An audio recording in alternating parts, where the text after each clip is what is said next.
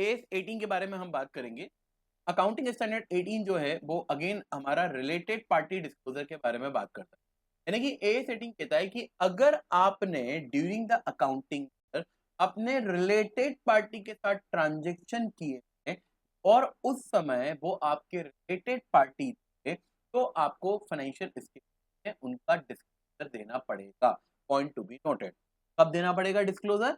अगर आपने transaction related party के साथ किया है। क्या क्या क्या क्या? अगर आपने ट्रांजेक्शन रिलेटेड पार्टी के साथ किया है। यहां पहला सवाल आएगा, भाई रिलेटेड पार्टी किसको बोलते हैं? समझेंगे। लेकिन अगर आपने रिलेटेड पार्टी के साथ ट्रांजेक्शन किया है और ट्रांजेक्शन के समय वो आपका रिलेटेड पार्टी था, यानी कि एस 18 वैसे तो कहता है कि ड्यूरिंग द ईयर कभी भी अगर आप मेरे रिलेटेड पार्टी की को फुलफिल करके रिलेटेड पार्टी हो तो ये स्टैंडर्ड एप्लीकेबल होगा। करेक्ट है। यानी कि ये लाइन इसके लिए कही गई है कि भाई कोई ऐसा ना कहे कि बैलेंस शीट डेट पर ये मेरा रिलेटेड पार्टी नहीं है तो इसको इंक्लूड नहीं करेंगे हम। तो ए सेटिंग कहता है कि नहीं नहीं ऐसे नहीं देखना है। यानी कि फॉर एग्जांपल मान लीजिए कि ए मेरा रिलेटेड पार्टी है, मैंने ए के साथ पूरे साल भर ट्रांजेक्शन किया और 31 मार्च को ए और मेरा रिलेशन एग्जिस्ट हो गया, खत्म हो गया। अब यानी कि मेरा और मिस्टर ए का कोई भी रिलेशनशिप नहीं है।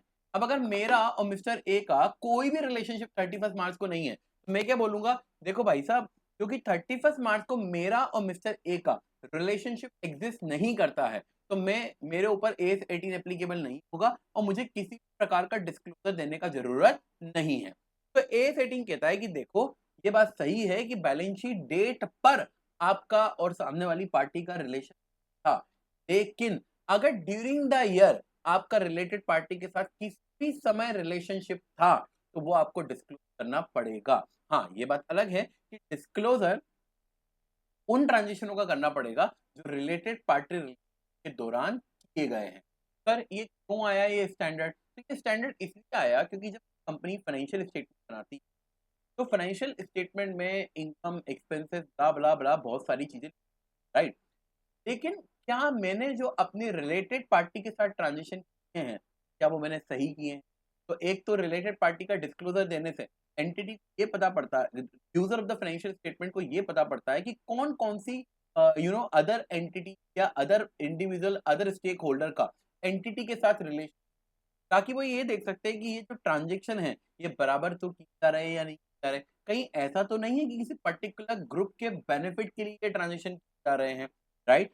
तो related party relationship and transaction मतलब आपको क्या डिस्क्लोज करना होगा? Related party relationship and transaction with related party in the separate financial statement and consolidated financial statement of reporting enterprises। Reporting enterprises को जब जब स्टैंडर्ड में नाम लूंगा तो मैं आर ई के बुलाना पसंद करूंगा। अब रिलेटेड पार्टी कौन? तो eight any time during that reporting period. ये लाइन का मतलब मैंने आपको समझाया कि इसका मीनिंग ये है कि कोई ये नहीं कह सकता कि एस 18 हमारे ऊपर एप्लीकेबल नहीं है क्योंकि बैलेंस शीट डेट पर हमारा सामने वाले के साथ रिलेशन नहीं है। यानी कि साल के 364 डेज मैंने अपने रिलेटेड पार्टी के साथ बिंदास ट्रांजेक्शन किए, आर्म्स लेंथ प्राइस पे किए। आर्म्स लेंथ का मतलब होता है फेयर प्राइस पे किए, ये या नहीं किया उससे मतलब नहीं है, लेकिन 364 डेज मैंने अपनी रिलेटेड पार्टी के साथ ट्रांजेक्शन बराबर है और 365 डेज में मैंने उनके साथ रिलेशनशिप खत्म कर दी। तो मैं कहूंगा कि भाई एस 18 तो मेरे ऊपर एप्लीकेबल ही नहीं है। साल में 364 दिन मैंने जो भी ट्रांजेक्शन किए हैं वो मुझे बताने की जरूरत नहीं है क्योंकि एस 18 मुझ पे ऊपर मेरे ऊपर एप्लीकेबल नहीं है। तो आप बोलोगे लेकिन आपने ट्रांजेक्शन तो किए हैं, तो मैं कहूंगा हाँ किए हैं, लेकिन एस 18 कब आता है? एस 18 कहता है कि अगर आपका रिलेटेड पार्टी के साथ रिलेशनशिप है तो आपको रिलेटेड पार्टी और उनके साथ किए गए ट्रांजेक्शन का डिस्क्लोजर देना है। तो एस 18 ये बात क्लियर करता है कि ये रिलेशनशिप साल में किसी भी दिन हुई तो एस 18 एप्लीकेबल हो जाएगा। परफेक्ट। यहां तक मेरी बात समझ में आई क्या? यहाँ पर at any time during the reporting का मतलब क्या है? यानी कि it is not a necessary test कि relationship should exist on balance sheet date, यानी बैलेंस शीट डेट पर रिलेशनशिप नहीं है तो भी चल जाएगा। क्लियर है? हेलो, आगे बढ़ते हैं। रिलेटेड पार्टी का मीनिंग क्या है? अगर आप देखेंगे तो रिलेटेड पार्टी के 5 टर्म्स हमने यूज की, राइट, इजी है, डोंट वरी, हमने क्योंकि काफी कुछ ऑलरेडी दूसरे स्टैंडर्ड्स में भी पढ़ा हुआ है। कंट्रोल एस्पेक्ट, सेकंड है AE and joint venture of related entity enterprises. C है इंडिविजुअल के ऊपर, individual including relative has a control over और significant influence over the related entity enterprises. फिर K M P and their relative, फिर enterprises over which any person described in C individual और D यानी कि KMP is able to exercise significant influence। significant influence हमने कहाँ पढ़ा था, अगर आपको याद हो तो अकाउंटिंग में सिग्निफिकेंट इन्फ्लुएंस क्या होता है, राइट। तो मैं आगे बढ़ता हूँ। तो पहला है कंट्रोल एस्पेक्ट, दूसरा है एई एंड जॉइंट वेंचर, तीसरा है इंडिविजुअल, फोर है K M P and their relative, और फोर्थ है फिफ्थ है इंटरप्राइजेस रिलेटेड टू एस वाला और डी वाला। क्लियर है? Hello. Control aspect, enterprises control related entity, यानी कि मैं अगर इंटरप्राइजेस हूं तो मैं रिपोर्टिंग इंटरप्राइजेस को कंट्रोल करता हूं। रिपोर्टिंग इंटरप्राइजेस मतलब जिसके लिए आप फाइनेंशियल स्टेटमेंट बना रहे हैं, राइट। तो जिनके लिए आप फाइनेंशियल स्टेटमेंट बना रहे हैं, अगर मैं उनको कंट्रोल करता हूं, या उल्टा देख लेते हैं, या वो मुझे कंट्रोल करते हैं, तो भी हम कहेंगे भाई हम रिलेटेड है, सही है। और अंडर द कॉमन कंट्रोल, हम डायरेक्टली एक दूसरे को कंट्रोल नहीं करते, but we are under the common control, right, are under the common control. Correct है क्या? आया? तो सिंपल, अगर मैं ए को कंट्रोल करता हूं तो ए और मैं रिलेटेड पार्टी हो गए, मैं बी को कंट्रोल करता हूं, मैं और बी भी रिलेटेड पार्टी हो गए, क्योंकि ए और बी दोनों मेरे कंट्रोल में हैं, इसलिए बी और ए भी रिलेटेड पार्टी हो गए। क्लियर है? अब यहां पर कंट्रोल का मीनिंग क्या है? जनरली अपन ने कंट्रोल का मीनिंग एस 20 पढ़ा था, और आई थिंक आपने कंपनी लॉ में भी पढ़ा हुआ है, लेकिन यहाँ पर एज 18 की अपनी ही डेफिनेशन है, मैं आपको बता दूं। तो एज 18 में कंट्रोल का मतलब वो तो है ही है जो आपने और मैंने पढ़ा था, और आपने और मैंने एज 21 में क्या पढ़ा था कि ownership of more than 50% of voting power, चाहे वो डायरेक्ट हो या इनडायरेक्ट हो। अगर मेरे पास सामने वाले का 50% से ज्यादा ओनरशिप है, उसके बराबर या ज्यादा, तो मैं मान लेता हूँ तब मेरे पास कंट्रोल है। सही है? ये आपने एज 21 में पढ़ा, और आई थिंक ये आपने कंपनी लॉ में भी पढ़ा हुआ है। पावर टू अपॉइंट और रिमूव इन और मेजोरिटी ऑफ डायरेक्टर, अगर किसी डायरेक्टर को हटाने का या अपॉइंट करने का राइट भी मेरे पास है। इन शॉर्ट, मेरे बिना किसको हटाया नहीं जा सकता, मेरे बिना किसको अपॉइंट नहीं किया जा सकता, तो मैं कहूंगा आई हैव अ पावर, तो भी मैं कह दूंगा कि आई हैव कंट्रोल। तो अगर ए के 51% शेयर मेरे पास है, तो I am controlling A because of voting power. B के मेरे पास शेयर्स नहीं है, बट बी के डायरेक्टर्स को अपॉइंटमेंट और रिमूवल करने का कंट्रोल मेरे पास है, तो बी भी मेरा रिलेटेड एंटिटी हो जाएगा। रीजन, क्योंकि I can control B because of the composition of directors, right. और इसमें एक और आता है substantial interest in voting power and power to directly direct policies of the reporting enterprise. ये थोड़ा नया है। अगर आपको ध्यान हो तो कंपनी लॉ और एस 21 में हमने कंट्रोल का मतलब हमेशा ओनरशिप से समझा। हमने कहा भाई अगर 50% या उससे ज्यादा है, या फिर डायरेक्टर को अपॉइंट करने का और हटाने का राइट मेरे कंट्रोल मेरे पास है भाई साहब, मेरे बिना कुछ नहीं हो सकता है, तो हम कहते थे कि सामने वाले के ऊपर हमारा कंट्रोल है। लेकिन एज 21 क्या, सॉरी एज 18 क्या कह रहा है कि अगर आपके पास, अगर आप सिग्निफिकेंटली इन्फ्लुएंस कर सकते हो, तो भी आप मान लोगे पास कंट्रोल। ये एज 18 है, बराबर है, ये थोड़ी अलग है, नॉर्मली नहीं आता है कंट्रोल में, बट एज 18 का स्पेसिफिक का मतलब है। के बाद associate enterprises and joint venture of reporting and, यानी कि कोई भी एसोसिएट और जॉइंट वेंचर कब होता है ये आपको पता है, वो भी है, तो वो भी रिलेटेड माना जाएगा। इसके अलावा individual including relative has control और significant influence over the related entity enterprise. अभी तक जो हम बात कर रहे थे ए वाले में, जो मैंने बात की वो सब में इंटरप्राइजेस की, यानी कि अब मैं सी वाले में जो बात कर रहा हूं वो इंडिविजुअल की कर रहा हूं, यानी कि मैं कोई कंपनी नहीं हूं। अगर मेरा किसी के ऊपर कंट्रोल है या सिग्निफिकेंट इन्फ्लुएंसेस है भाई साहब, तो भी मैं कह दूंगा कि सामने वाले के लिए मैं मेरे वो repository I mean related party बन जाएंगे। सही है? डी क्या है? K M P and their relative, key managerial person और उनके रिलेटिव को भी आप मान लेंगे, ठीक है। फिर इंटरप्राइजेस, ऐसे इंटरप्राइजेस जिनके ऊपर person described in C or person described in D has been able to exercise significant influence, वो भी आपके है। तो कौन कौन हो जाएगा? ऐसा इंटरप्राइजेस जिसको एक एंटिटी कंट्रोल कर सकती है, एक कंपनी इंटरप्राइजेस को कंट्रोल कर सकती है, वो इंटरप्राइजेस कंपनी को कंट्रोल कर सकता है। तो ऐसी कंपनियां जो सेम कंट्रोल में आती हैं उन्हें आप रिलेटेड पार्टी मान। कंट्रोल की बात, कंट्रोल को यहाँ समझाया गया है in terms of voting power, in terms of in terms of composition of board of directors, ठीक है। फिर इसके बाद एसोसिएट इंटरप्राइजेस और जॉइंट वेंचर को भी माना जाएगा। अब आप बोलोगे सर एसोसिएट इंटरप्राइजेस जब ऑलरेडी कवर कर लिए तो यहाँ पे इसको लेने की जरूरत क्या थी? सही बात है, लेने, बट इनकी जो कंट्रोल की डेफिनेशन है उसमें भाई साहब ये कहा गया है, क्योंकि try to understand associate enterprises है या नहीं है, हम सब्सटेंस के बेसिस पे देखते हैं। बेसिस पे देखते, बोलो, सब्सटेंस के बेसिस पे, राइट। अगर आपको याद हो तो हम इस 20 हुआ था, 10% से कम है, मतलब 20 से कम है, तो भी सामने वाला मेरे लिए एसोसिएट हो सकता है।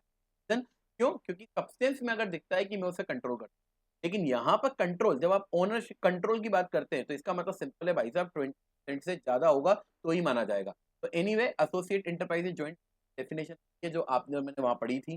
फिर इंडिविजुअल हो गया, ठीक है।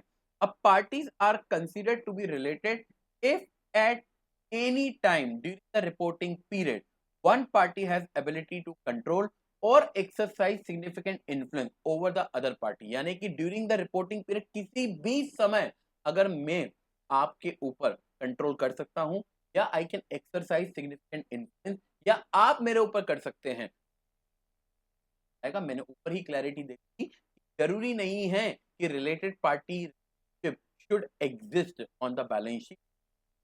अब बात है भाई एमपी कौन है? तो की मैनेजरल पर्सन, वैसे हो सकता है लॉ में आपने पढ़ा हो, तो की मैनेजरल पर्सन कौन होते हैं? Who has authority and responsibility for planning, तो काम है भाई साहब प्लानिंग करना, directly directing and controlling the activities of the related. इनका काम क्या है? इनको काम दिया गया है आपको प्लानिंग करनी है, डायरेक्ट करना है और कंट्रोल करना है activities of the inter, like company के जितने मैनेजिंग डायरेक्टर्स होंगे, कंपनी के जो एग्जीक्यूटिव डायरेक्टर्स होंगे, हम केएमपी में ले सकते हैं क्या, राइट, ठीक है।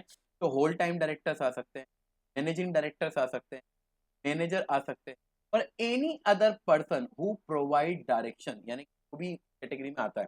तो non executive director are not KMP merely being director और his participate the financial operating policy unless he has authority can't direct and, right. क्योंकि कोई बंदा कि किसी नॉन एग्जीक्यूटिव डायरेक्टर डायरेक्टर में डिफरेंस आप समझते होंगे। एग्जीक्यूटिव डायरेक्टर एक तरीके से वो होता है जो डे टू डे अफेयर में काम करता है, जो कंपनी की पॉलिसी बना, फिर उनको प्लान करने में, डायरेक्ट करने में पूरा हाथ देता है, राइट। देखिए नॉन एग्जीक्यूटिव डायरेक्टर जनरली क्या होता है, सुपरविजन करते हैं, देखते हैं कि भैया कंपनी में क्या हो रहा है, तो उन्हें आप केएमपी की ला सकते।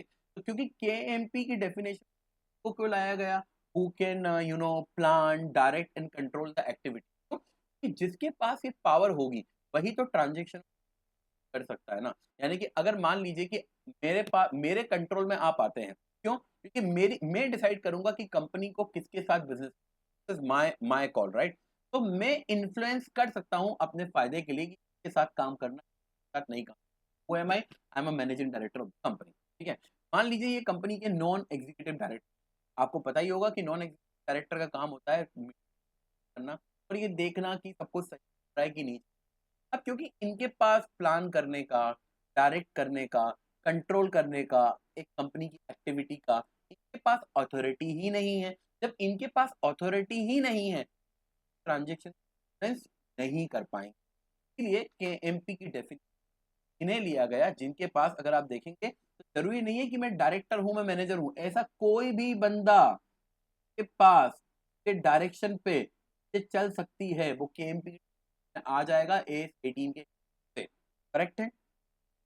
रिलेटिव, अब रिलेटिव की डेफिनेशन जनरल यही है जो आपने इनकम टैक्स में या कंपनी लॉ में पढ़ी हो, spouse, son, daughter, brother, sister, mother, father who may be expected to influence or be influenced by that, right? Significant influence का मतलब क्या होता है ये हमको, होता है पार्टिसिपेशन ऑपरेटिंग पॉलिसी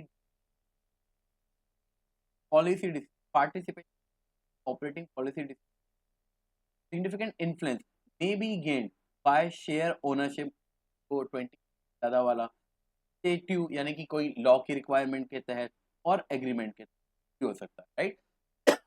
तो समझा क्या? इक्वल टू और more than 20% power, however substance to be checked. आपको ऑलवेज सब्सटेंशियल इन्फ्लुएंस के लिए, सिग्निफिकेंट इन्फ्लुएंस के लिए आपको ऑलवेज सब्सटेंस चेक करना है। यानी कि मैंने आपको कहा था, अगर आपको याद हो तो, करेक्ट है? हेलो, सही। तो सब्सटेंशियल इंटरेस्ट और सिग्निफिकेंट इन्फ्लुएंस में डिफरेंस। सब्सटेंशियल इंटरेस्ट का मतलब क्या है कि मेरे पास 20 से ज्यादा शेयर, करेक्ट है, बराबर है, तो भी वो कंट्रोल में आ जाएगा। मैं आपको आपके मोड अभी तक जो मैंने समझाया है समझ में आया? वैसे इसमें कुछ ज्यादा है नहीं है, you have to understand what is related party and then it is okay.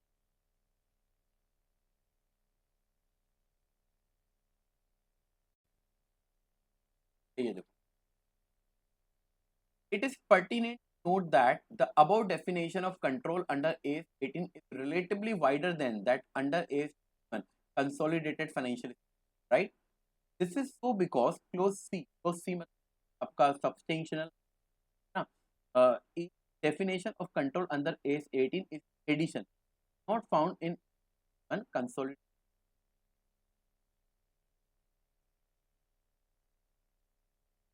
पढ़ू आगे तो पढ़ा देता हूँ। डिस्क्लोजर रिक्वायरमेंट क्या है? Requirement at the outset it is to be noted that AS18 describe related party requirement, name of the related party and the nature of related party control। अब आपको एक बात इसमें ध्यान रखनी है कि किसी भी फाइनेंशियल से हमेशा जो भी मेरे रिलेटेड पार्टी रहे हैं ड्यूरिंग ईयर, जो भी मेरे रिलेटेड पार्टी रहे हैं ड्यूरिंग द ईयर, मैं फिर से बोल रहा हूँ, उन सबके नाम और मेरा और उनका रिलेशन क्या है, मतलब क्यों वो मेरे रिलेटेड पार्टी है, ये मुझे ऑलवेज, इससे कोई मतलब नहीं मेरा और उनका साल में कोई ट्रांजेक्शन हुआ है तो इररिस्पेक्टिव ऑफ वेदर और not there had been transaction party, हमें कोई मतलब नहीं है। यानी कि if you and I have shared some relationship during the financial year, right, although that relationship is not existing on the balance sheet date, and moreover you and me have not done a single transaction during, still AS18 says कि आपको बताना पड़ेगा कि भाई कौन कौन आपकी related party हैं और उनके साथ आपका क्या रिलेशन, ट्रांजेक्शन किया हो या ट्रांजेक्शन ना किया, दोनों ही केस में डिस्क्लोजर देना पड़ेगा। हाँ, अगर ट्रांजेक्शन किया है तो उसके बारे में और बताना पड़ेगा। यानी कि क्या बताना पड़ेगा? देखो, if there have been transaction between the related parties, the existence of related party relation, ये बात बहुत इंपॉर्टेंट है। हाँ, कौन सी वाली कौन सी वाली कौन सी वाली? ये during the existence of related party relationship, यानी कि मेरा और आपका ट्रांजेक्शन अगर उस दौरान हुआ है जब मैं और आप रिलेटेड पार्टी थे, तो आपको उस ट्रांजेक्शन का disclosure, try to understand, there are two thing one, एक तो मेरे को बताना है कि मेरे रिलेटेड पार्टी के क्या क्या नाम हैं तो इस पीरियड में रहे हैं और उनके साथ मेरा रिलेशन क्या है, ये मुझे ऑलवेज डिस्क्लोज करना है। अगर during the year related party relation रहा है तो ऑलवेज डिस्क्लोज करना है। लेकिन मेरे को रिलेटेड पार्टी के साथ किए गए ट्रांजेक्शन केवल तब डिस्क्लोज करने हैं जब वो ट्रांजेक्शन उस पीरियड में किए गए जिस पीरियड में आप related party. Just for example, अगर मान लीजिए कि मैं और आप 1 अप्रैल से लेके, एग्जांपल लेते हैं, मान लीजिए कि मैं और आप 1 अप्रैल 24 से लेके 27 मार्च तक, 25 तक एक पूरा फाइनेंशियल ईयर ले लिया मैंने, लास्ट के 3, अगर हम और आप रिलेटेड पार्टी, लेकिन मान लीजिए कि 28 मार्च से लेकर 31 मार्च के बीच आप और मैं रिलेटेड पार्टी नहीं थे। तो एस 18 क्या कहता है, क्योंकि ड्यूरिंग द ईयर आप रिलेटेड पार्टी थे, सुनना सुनना, ड्यूरिंग द ईयर आप रिलेटेड पार्टी थे, तो आपको बताना पड़ेगा कि आपके रिलेटेड पार्टी के नाम क्या क्या है, यानी कि उस लिस्ट में आपका नाम भी आएगा, क्योंकि ड्यूरिंग द ईयर आप थे, उस लिस्ट में मेरा और आपका क्या रिलेशनशिप है वो भी आएगा, समझा। लेकिन लेकिन ट्रांजेक्शनों की जब बात आएगी, भाई name of the transaction with related party, क्या ट्रांजेक्शन किया है, डिस्क्रिप्शन ऑफ द ट्रांजेक्शन, ये सब केवल मुझे उन ट्रांजेक्शनों के लिए बताना पड़ेगा जो ट्रांजेक्शन इस पीरियड के दौरान हुए, यानी कि इस पीरियड के दौरान मेरा और आपका ट्रांजेक्शन जीरो था, ठीक है, और यहां पे लास्ट के 3 दिनों में मेरा और आपके 2 ट्रांजेक्शन, तो मुझे अब केवल डिस्क्लोजर देना पड़ेगा इन 2 ट्रांजेक्शन, सॉरी, मुझे इन 2 ट्रांजेक्शन के बारे में डिस्कस नहीं है, क्योंकि ये ट्रांजेक्शन तब हुए हैं जब मेरा और आपका रिलेशनशिप नहीं है। क्लियर। तो इंपॉर्टेंट बात ये है कि आपको रिलेटेड पार्टी का नाम और रिलेशनशिप उन सबके लिए बताना है जो ड्यूरिंग द ईयर कभी भी आपके रिलेटेड पार्टी थे, लेकिन ट्रांजेक्शन केवल वही डिस्क्लोज करना है जो ट्रांजेक्शन उस पीरियड में किए गए when you and other entity were sharing relationship. Clear है ये बात?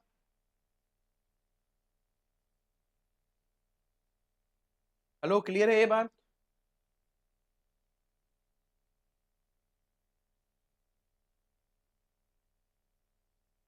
हाँ, फर्स्ट डिस्क्लोजर, नाम और नेचर ऑफ रिलेशनशिप ऑलवेज बताना पड़ेगा। फर्स्ट रिलेशनशिप यानी कि नाम और नेचर ऑलवेज बताना पड़ेगा, बराबर है।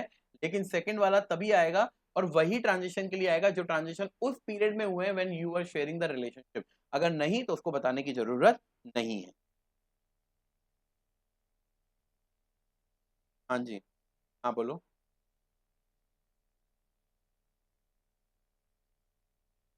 हाँ।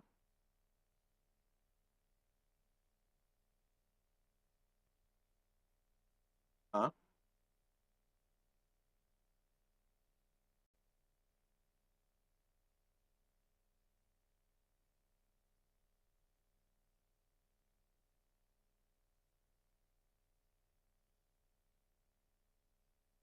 मई में आप रिलेटेड पार्टी नहीं थे, तो केवल आपको अप्रैल का बता, मतलब आपको केवल उस पीरियड के ट्रांजिशन डिस्क्लोज करने हैं आप,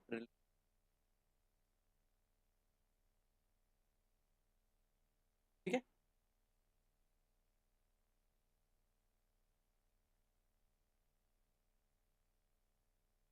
में एक चीज जो है वो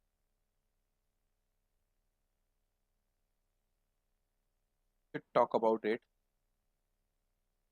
अच्छा, एक बात बताओ मुझे आप लोग, अपडेट करके आपको दे, मान लो कि ए लिमिटेड और बी लिमिटेड दोनों का वेंडर कॉमन है, यानी कि ए जो परचेज करता है वो भी इसी से करता है और बी जो परचेज करता है वो भी, क्या ए और बी रिलेटेड पार्टी हो जाए? समझ आया ना क्यों नहीं होगा? क्योंकि क्या ए और बी आपस में एक दूसरे कंट्रोल कर रहे हैं? क्या ए और बी का एक दूसरे पे कोई significant influence? केवल दोनों लोगों का एक ही वेंडर है, कि आई डोंट थिंक सो कि सफिशिएंट है to qualify and establish a related party. तो चलो गुड। तो इलस्ट्रेशन 1 पढ़ो जरा और बताओ ये आगे कैसे।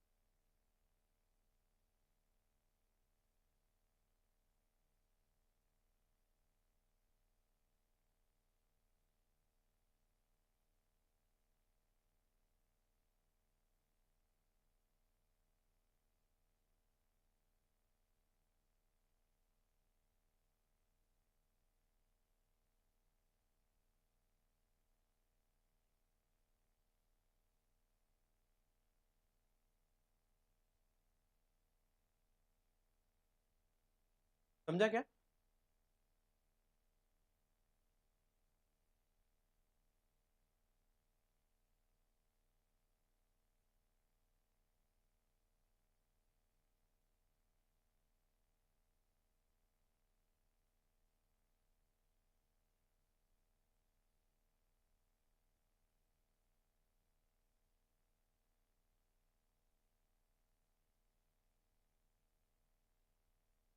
तो समझ गया?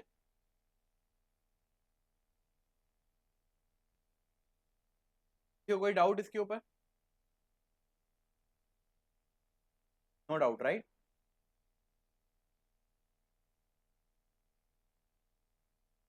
तू पढ़ो।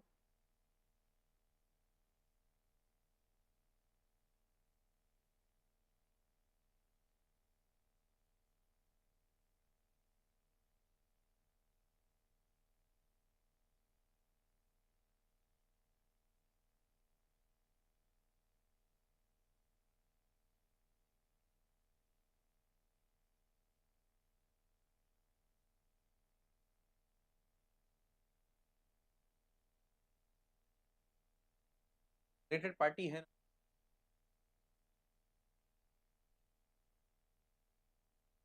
अगर मान लो कि ये वाला पॉइंट नहीं होता, कौन सा वाला? ये। फिर अगर थर्ड वाला इंफॉर्मेशन आपको नहीं दिया होता तो भी आप रिलेटेड पार्टी मानते क्या? तो भी मानते हैं। आपके पास सब्सटेंशियल इंटरेस्ट है, राइट?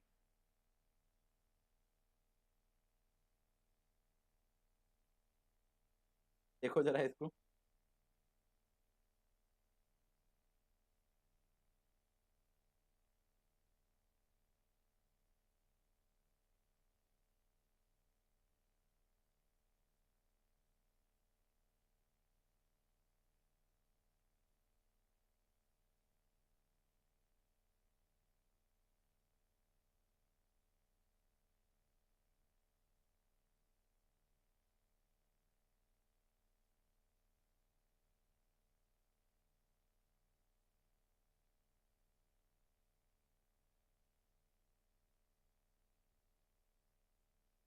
यहाँ पे जेड और एक्स का कोई रिलेशनशिप होगा क्या? नो। क्यों नहीं होगा?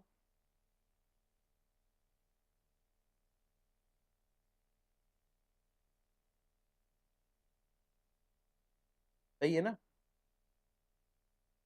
अगर कॉमन कंट्रोल में होते ना तो हो जाता। यानी कि अगर मान लो कि ये परसेंटेज कर देता 6 और इसको भी कर देता 6, तो अब हो जाता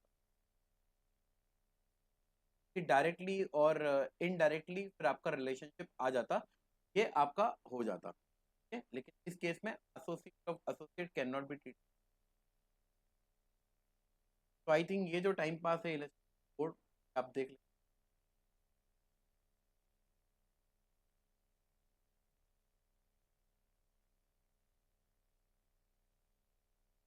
5 वाला देखो।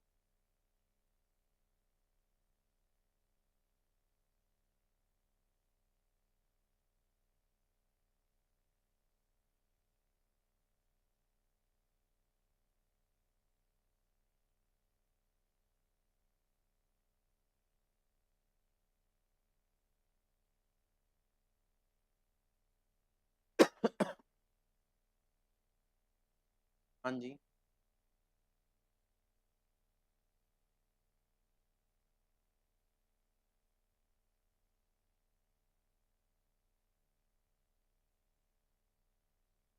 एक्स एक्स का एसोसिएट वाई है, वाई का एसोसिएट जेड है। एक्स का और जेड का कोई रिलेशन, समझ रहे हो आप मेरी बात? एक्स एक्स के पास वाई का 28% है, यानी कि सिग्निफिकेंट इन्फ्लुएंस है। यहाँ पर भी सिग्निफिकेंट इन्फ्लुएंस है। मैंने वही तो किया था। अगर ये मान लो कि 6 था और ये भी मान लो कि एनीथिंग विथ और मोर होता, मान लो, ठीक है, तो उस केस में अब ये बन जाते रिलेटेड पार्टी। क्योंकि मेरा एसोसिएट और मेरे एसोसिएट का एसोसिएट, मतलब पहली बात तो मेरा आपके ऊपर कंट्रोल नहीं है। राइट, क्योंकि मेरा आपके पास इन्फ्लुएंस है, I can not control you, right, but I can participate in some policy making only, but I can not decide कि what is to be done, I can give my contribution, but I can not say you कि what you have to done. Similarly, you have your significant influence on other party, right? तो मेरा और वो other, जब मेरा आपके ऊपर ही control नहीं है, तो जिसका सिग्निफिकेंट इन्फ्लुएंस आपके ऊपर है, मेरा कंट्रोल उस पर कैसे हो सकता है? अंडरस्टूड ना?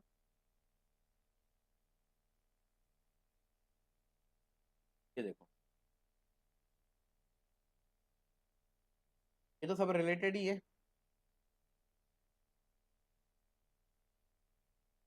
ना?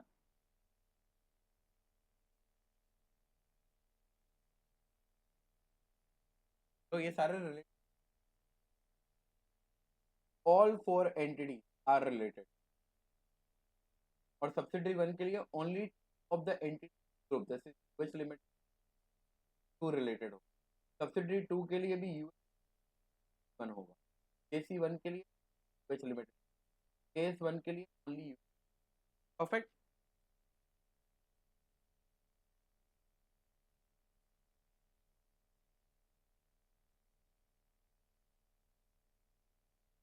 ये जो डायग्राम बना के दिए हुए,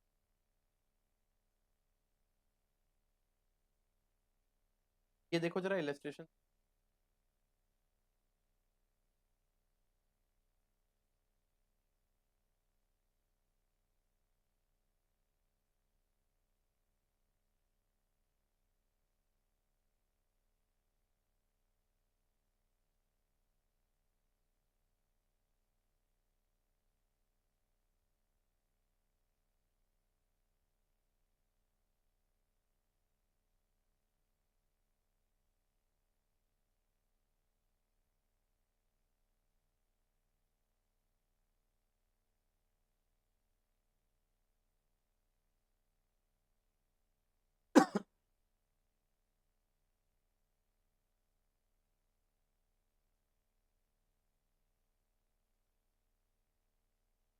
क्या बोलते हो, यस और नो?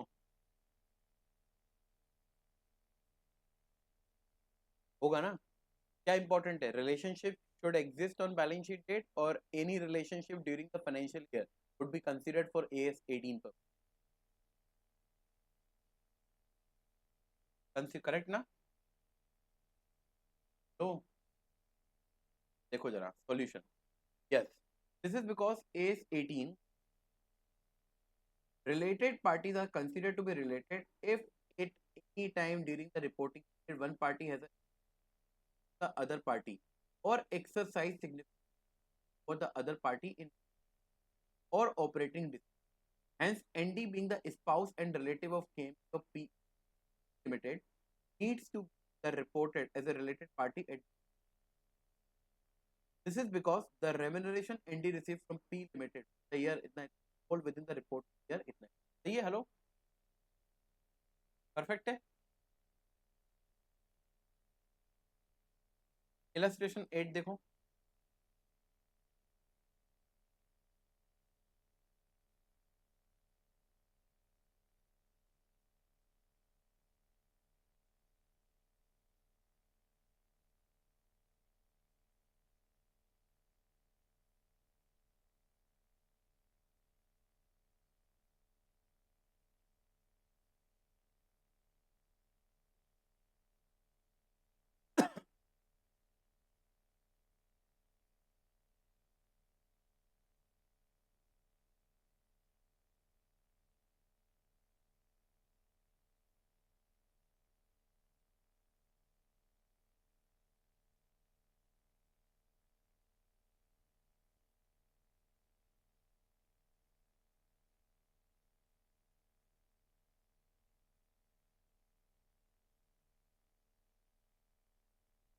क्या बोलते हो, रिलेटेड पार्टी है या नहीं है?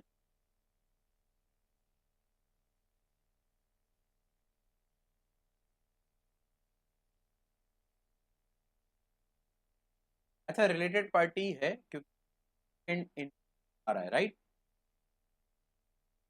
देखो, in the instead case UK bank hold 23 with the voting power in limited, hence is deemed exercise significant the P limit. The bank is also a provider of finance to report, and as per AS 18, parties like provider of finance are deemed not to be considered. ये कह रहा है कि अगर आप provider of finance हो तो related party नहीं माना जाएगा, तो भी इसलिए मान रहे क्योंकि प्रोवाइडर ऑफ फाइनेंस तो मान रहे क्योंकि सिग्निफिकेंट इन्फ्लुएंस है, right? However, this exemption will not be available to a bank in this size significant the P limit by holding 23% share in the voting power of the correct है hello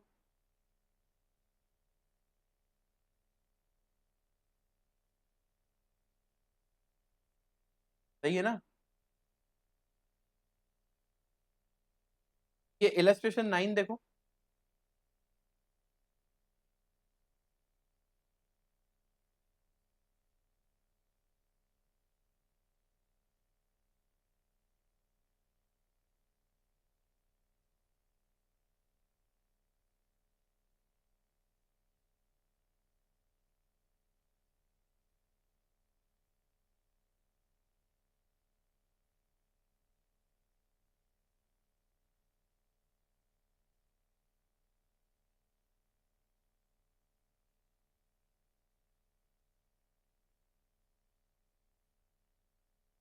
तो मैं change करूंगा ना वो दिक्कत ये है कि पूरा नहीं आएगा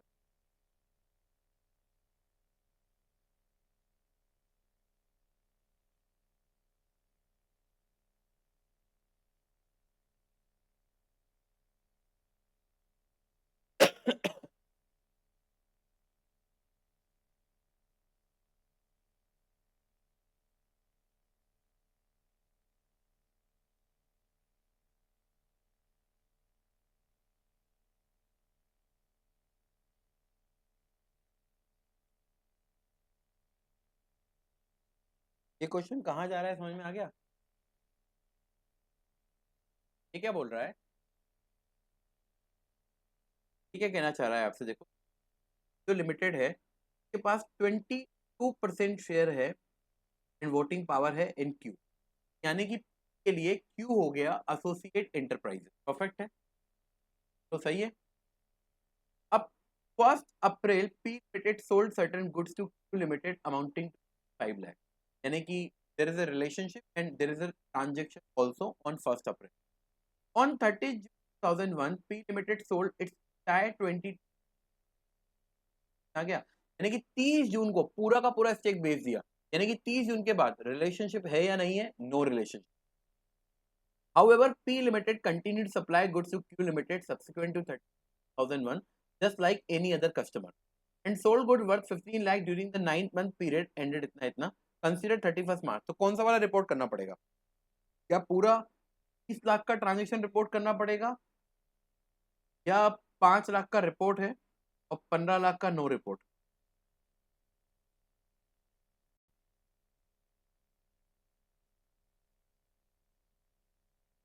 पढ़ो This is because, as per AS 18, the disclosure requirement under this standard relate only to the period during the related party relationship existed, right? Accordingly, only transaction between and Q till 30 June 2001, being the sales of good worth rupees 5 lakh, are required to be reported disclosed under AS 18. Transaction entered into after 30 June 2001 are not required to be disclosed under AS 18 since there is no relation party relationship exist after 30,000 what आया समझ में hello अच्छा है ऐसे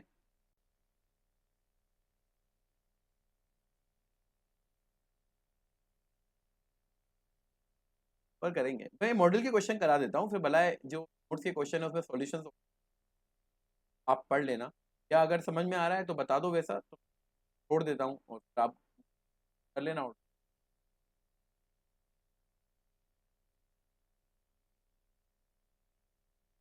illustration 10 देखो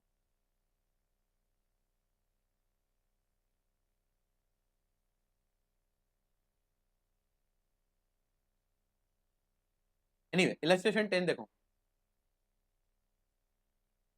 देख लेते हैं फटाफट से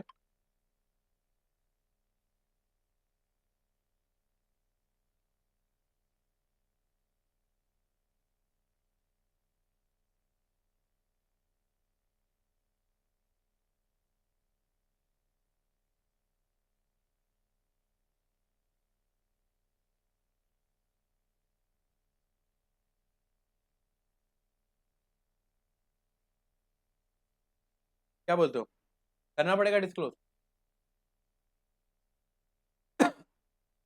पर वो तो बोल रहा है ना, पहली बात तो रिलेशनशिप कहाँ है, नर्मदा और गंगा लिमिटेड का तो कोई relationship, right.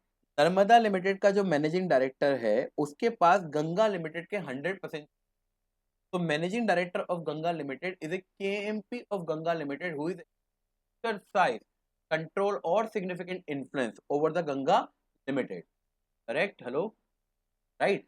So therefore relationship exists. अच्छा, ये इनका कंटेंशन क्या है कि हमने तो सब कुछ बराबर प्राइस पे किया है, तो रिकॉर्ड करने डिस्क्लोज करने की जरूरत क्या है? तो ये सही तो है ना, अगर बराबर प्राइस पे किया है तो डिस्क्लोज करने की क्या जरूरत है, करना पड़ेगा। A18 ये कहता ही नहीं है कि बराबर प्राइस पे है या नहीं है। A18 कहता है if there is a transaction between the related party, the transaction has to be whether it has been done at an arm's length price or any other, right? As per AS18, the related party disclosure enterprises over which key manager person is able to exercise significant influence are related party. This include enterprises owned by a director or major shareholder of the reporting that have a prices. In the given case, Narmada Limited and Ganga Limited are related party, hence disclosure of transaction between them is required, irrespective of whether the transaction was done at a normal sale price. Hence, the contention of the chief accountant of the Narmada Limited is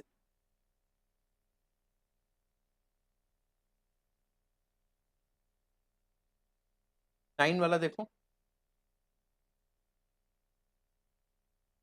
ये हो गया, ये वो illustration था ना, वो house की रेवेन्यूएशन वाला, ये रिपीटेड ही है, ठीक है, हो गया। तो जो नोट्स के क्वेश्चंस हैं उसमें ऑलरेडी सॉल्यूशंस दिए हुए हैं, आप रीड कर लेना। अच्छा, एक क्वेश्चन है मेरा, अगर दो कंपनी में कॉमन डायरेक्टर्स है, क्या वो रिलेटेड पार्टी माने जाएंगे? हाँ, दो कंपनी में कॉमन डायरेक्टर है तो क्या वो रिलेटेड पार्टी माने जाएंगे? फिर से रिपीट कर रहा हूं क्वेश्चन। कौन यस, कौन बोला? वो यस कौन बोला?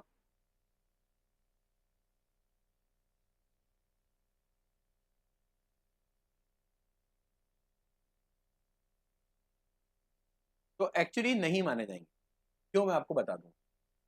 फेयरली अगर मान लीजिए दो कंपनी के कॉमन डायरेक्टर है तो उसे आप दो कंपनियों को रिलेटेड पार्टी नहीं, क्योंकि अकेला एक डायरेक्टर, मेरे पास डायरेक्टरशिप है भाई साहब, मेरा सामने वाली कंपनी में अगर स्टेक है, समझ के आ गया, सामने वाली कंपनी पे मेरे मेरे पास अगर सिग्निफिकेंट इन्फ्लुएंस है या फिर कंट्रोल है तो रिलेटेड पार्टी मान सकते हो।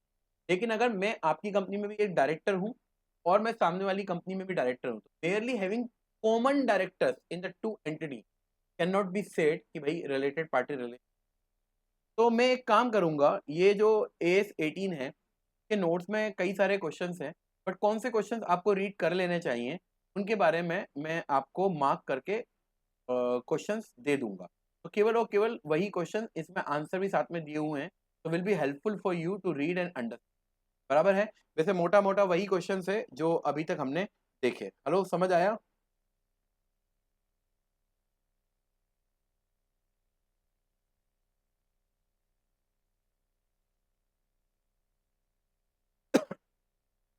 Just minute.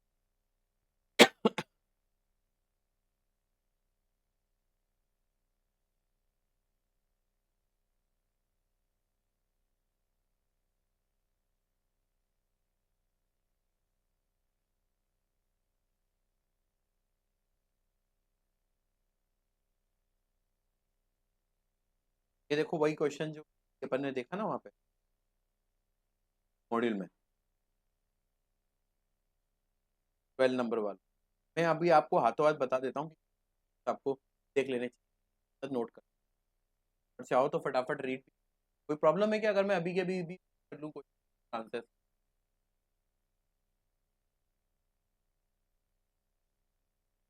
क्या? नेट जाएगा, ओके ठीक। तो फिर मैं आपको नंबर्स, ठीक, ओके ओके समझ गया सर। तो मैं फिर आपको नंबर्स दे दूंगा, तो वो नंबर्स आप लोग रीड, तो मैं फिर यहाँ टाइम पास नहीं करता हूँ, ठीक है। और मैं जाता हूँ सीधे AS20। अगेन AS24 छोटा सा स्टैंडर्ड है, won't take much of your,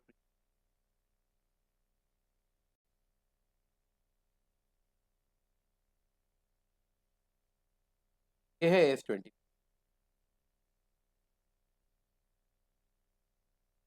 लोग इस तरीके तो ज़्यादा बड़ा दिख रहा है, डोंट वरी वो ज़्यादा बड़ा नहीं है, देखा बहुत कुछ है, और वो मैं फटाफट खत्म।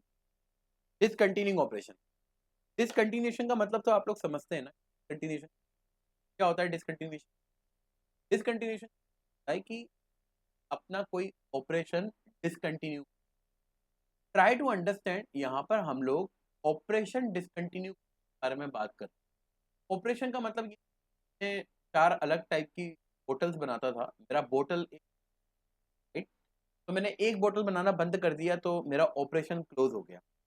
आपको याद है हम लोग जब फाइनल अकाउंट पढ़ रहे थे, state balance sheet, right, sorry schedule 3, तो स्केड्यूल 3 पढ़ते समय हमारे पास वो आया था और मैंने कहा था कि कंटिन्यूइंग ऑपरेशन के सारे आइटम आपको डिटेल बतानी पड़ती है, यानी कि सेल आप दिखाते हो वो कंटिन्यूइंग का दिखाते हो, अदर इनकम आप कंटिन्यूइंग का दिखाते हो, फिर मटेरियल कंज्यूम कंटिन्यूइंग का दिखाते हो, फिर change in inventory, purchase, employ benefit, depreciation, finance cost, other expenses, सब कुछ आप कंटिन्यूइंग का दिखाते हो, राइट, बराबर है।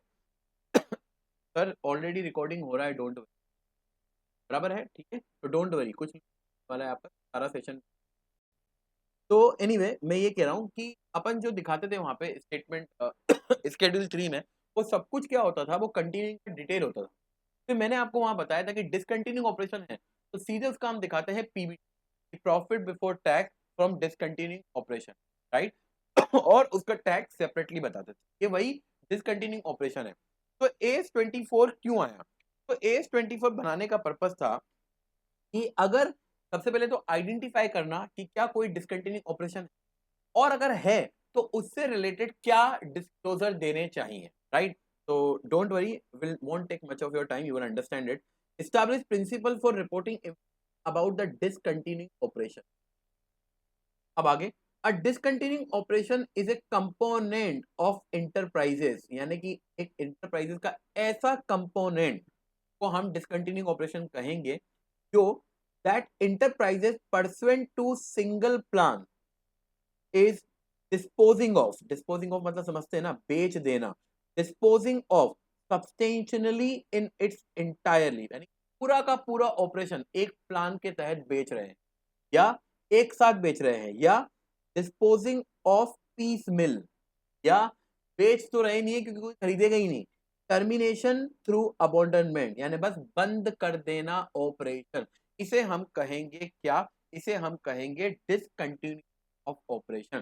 तो डिसकंटिन्यूएशन ऑफ ऑपरेशन का मीनिंग क्या हुआ, that enterprises percent to single plan is disposing of entirely, बराबर है, इंटायरली डिस्पोज ऑफ करे, जैसे डीमर्जर होता है ना, आपने जैसे इनकम टैक्स में आई थिंक आप लोगों ने सम सेल के बारे में पढ़ा होगा कि पूरा का पूरा एक सेगमेंट कंपनी, आई मीन जो पर्टिकुलर ऑपरेशन डिविजन होते हैं उनको हम उठा के बेच देते हैं।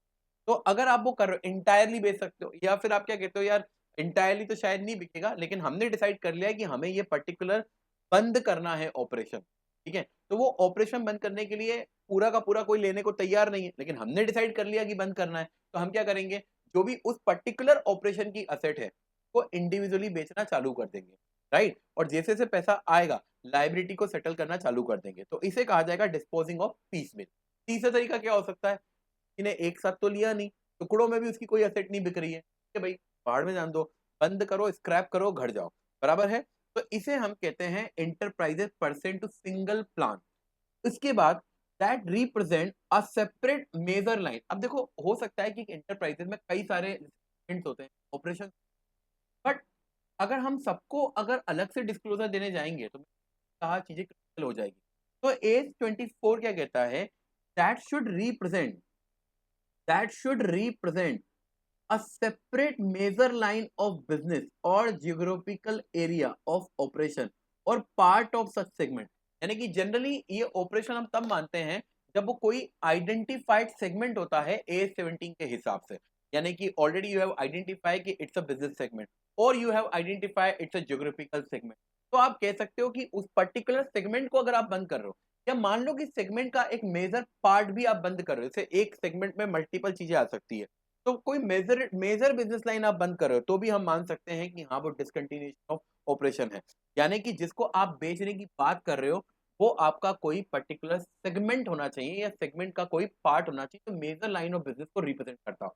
Third, that can be distinguish, क्योंकि भाई साहब जिसको आप अलग से डिपार्ट दिखाने की बात कर रहे हो, that can be distinguish operationally और फॉर फाइनेंशियल रिपोर्टिंग पर्पस, यानी कि जिस ऑपरेशन की आप बात कर रहे हो उसे आप सेपरेटली आइडेंटिफाई कर सकते हो कि इसका ऑपरेशन ये अलग है, इसके ये financial number, sir financial number का मतलब, फाइनेंशियल नंबर का मतलब ये इसका रेवेन्यू है, ये इसका एक्सपेंस है, ये इसकी एसेट है, ये इसकी लायबिलिटी है। तो सिंपल है। तो डिसकंटिन्यूएशन ऑपरेशन कौन होगा, जो आपको ध्यान रखना है, एक एंटिटी एक प्लान के तहत इसको बेच देगी इंटायरली इन वन शॉट और पीसमिल में एंड सेटल द लायबिलिटी, या फिर बंद कर देगी। और ये जिसको बंद करने की, बेचने की मिल में या एक साथ बात चल रही है, वो मेजर बिजनेस लाइन को रिप्रेजेंट करता है और उससे रिलेटेड आइटम यानी कि इनकम, एक्सपेंस, असेट, लायबिलिटी को हम सेपरेटली आइडेंटिफाई कर सकते हैं। अगर ये कंडीशनें पूरी है तो हम कह सकते हैं कि yes we have a discontinuing operation. समझा क्या? तो operating asset and liability, operating expenses, operating revenue can be directly attributable to component, कि आप जिसको बंद करने की बात कर रहे हो, क्या आप आइडेंटिफाई कर सकते हो कि उसका क्या रेवेन्यू, क्या उसका एट्रीब्यूटेबल एक्सपेंसेस है, क्या उसके एट्रीब्यूटेबल असेट्स है, क्या उसकी एट्रीब्यूटेबल लायबिलिटी है। तो ये हो गया डिसकंटिन्यूएशन ऑफ ऑपरेशन। तो आपको क्या ध्यान रखना है, a component of enterprises that is pursuant to single plan is either being disposed of entirely or piecemeal or being abandoned, right? And same represent the major line of either business or geographical segment, and it can be distinguished, right, यानी कि from operationally or financial purposes। और ये कब होगा, when you can identify this is the asset, this is the income, this is the expense, this is the liability। perfect। Discontinuing operation are infrequent event. जो discontinuing operations होते हैं वो infrequent होते हैं, रोज रोज तो कोई ऑपरेशन बंद करता नहीं है, बराबर है।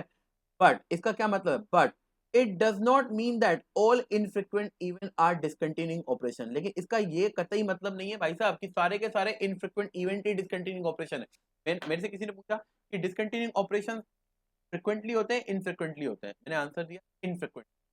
तो इसका कतई मतलब ये नहीं है कि अब जो भी डिसकंटिन्यू ऑपरेशन मतलब इनफ्रीक्वेंट इवेंट होता है that will become a part of discontinuing operation. हाँ, और इससे एक और इंपॉर्टेंट बात, identification of discontinuing operation does not raise question, identification of discontinuing operation does not raise question about the going concern assumption of the enterprises। यानी कि अगर मान लीजिए कि मैं अपना एक पर्टिकुलर सेगमेंट, मान लो कि मेरी कंपनी में कार और टू व्हीलर, मतलब फोर व्हीलर, टू व्हीलर और बाइसिकल, तीन अलग अलग सेगमेंट है मान लो, ठीक है। अब मान लीजिए मैंने डिसाइड किया कि मैं बाइसिकल बना के बेचना बंद कर दूं।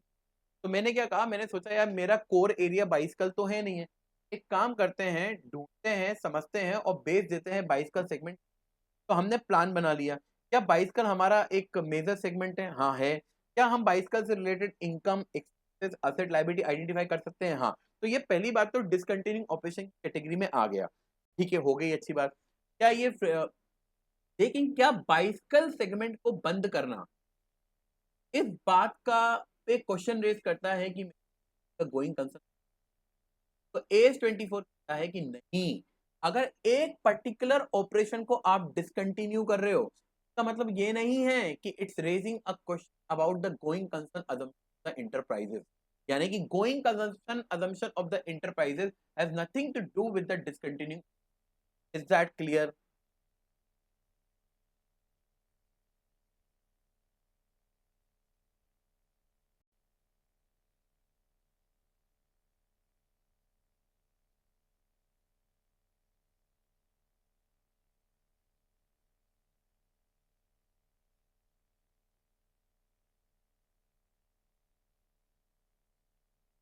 ठीक है।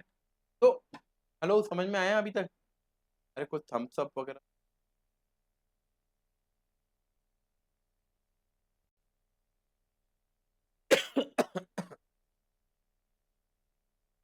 तो अब इनिशियल डिस्क्लोजर इवेंट, सर पता कैसे पड़ेगा कि डिसकंटिन्यूइंग ऑपरेशन है? डिसकंटिन्यूइंग ऑपरेशन कब माना जाएगा ये हमने समझ लिया, लेकिन डिसकंटिन्यूइंग ऑपरेशन का इवेंट हो गया है कि डिस्क्लोजर तब देना पड़ेगा जब डिसकंटिन्यूइंग ऑपरेशन आ जाएगा। तो इनिशियल डिस्क्लोजर ये पता कैसे पड़ेगा? मान लो कि मैं आपसे पूछूं यार कंपनी ऑपरेशन बंद कर, ये पता कैसे पड़ेगा? ये क्या बोलता है, ये माना जाएगा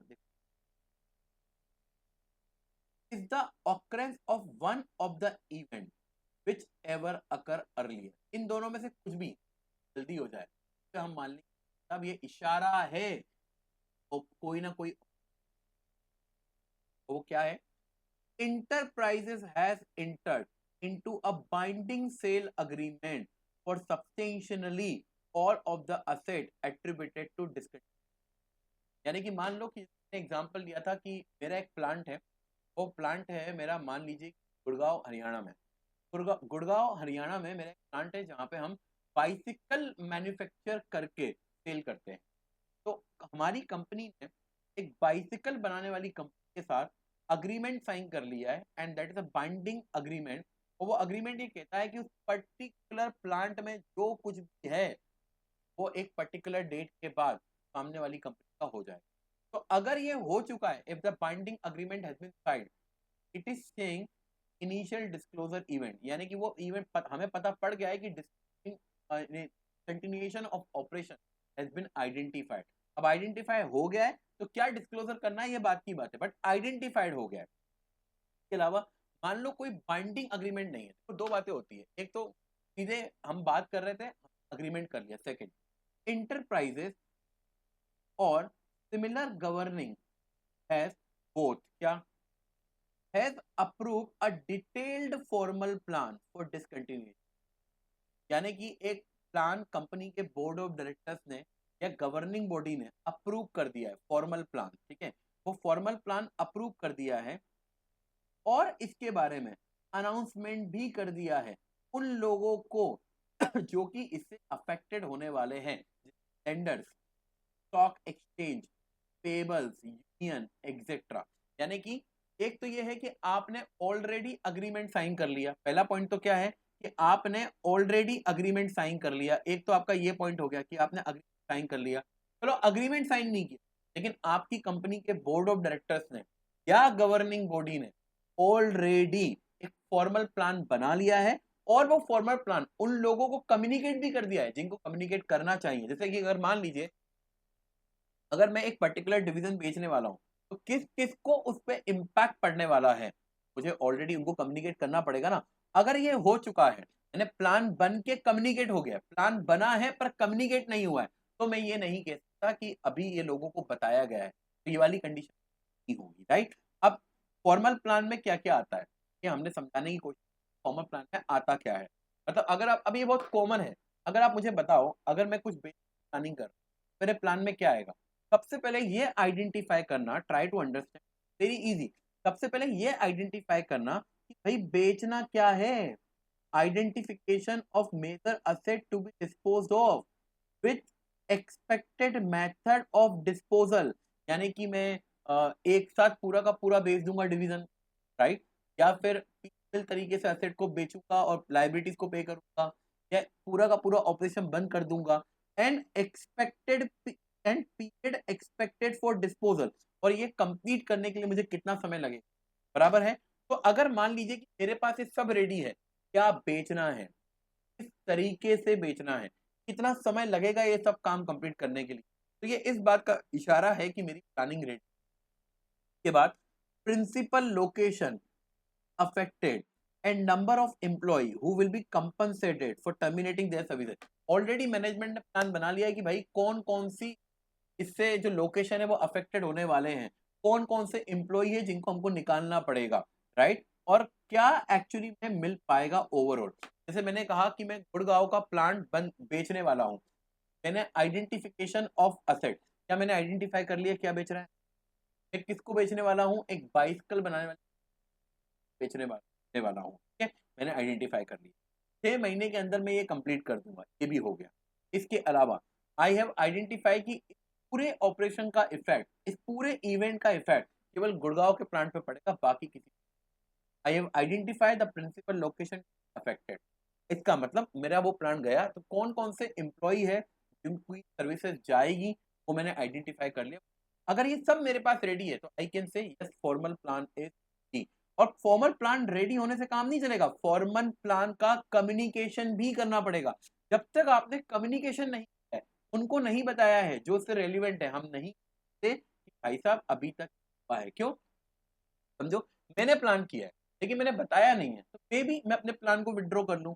तो इसलिए ये प्लान का बनना और प्लान के बनने के साथ साथ लोगों को कम्युनिकेट होना बराबर है। अब अगर मान लो कि कोई मेरे पास आया और मुझसे पूछता है तो आपने किसी के साथ अपने गुड़गांव वाले प्लांट को बेचने का अग्रीमेंट किया है? नहीं, मतलब बाइंडिंग। सेकंड, अच्छा आपने आइडेंटिफाई कर लिया है कि आपको गुड़गांव वाला प्लांट बेचना है?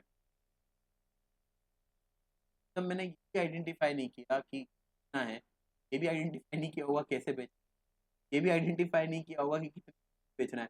यानी कि ना मैंने अभी तक किसी के साथ अग्रीमेंट किया, ना मेरे पास कोई प्लान रेडी।